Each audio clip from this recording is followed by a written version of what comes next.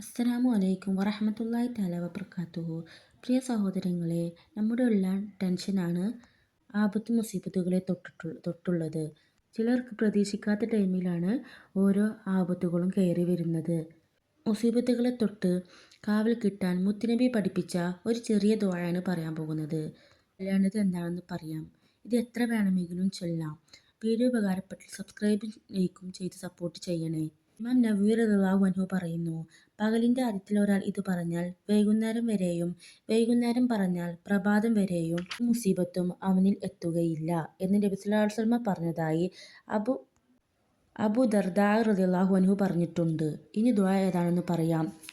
അല്ലാഹുമ്മ അൻത റബ്ബി ലാ ഇലാഹ ഇല്ല അൻത ഖലഖതനി വഅന അബ്ദുക വഅന അലാ അഹദിക വവഅദിക മസ്തഅതു അഊദുക മിൻ ശർരി മാ സനഅതു അബൂഉ ലക ബിനിഅമതിക അലയ്യ വഅബൂഉ ബിദംബി ഫഗ്ഫിർ ലി വഇന്നഹു ലാ യഗ്ഫിറു ദുനൂബ ഇല്ലാ അൻത അല്ലാഹുമ്മ അൻത റബ്ബി ലാ ഇലാഹ ഇല്ല അൻത അലൈക തവക്കൽതു വഅൻത റബ്ബുൽ അർശിൽ അളീം.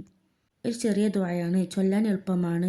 എല്ലാ ആപത്ത് മുസീബത്തിൽ നിന്നും പടച്ച റബ്ബ് നമ്മളെ കാത്തുരക്ഷിക്കട്ടെ. ആമീൻ. അസ്സലാമു അലൈക്കും.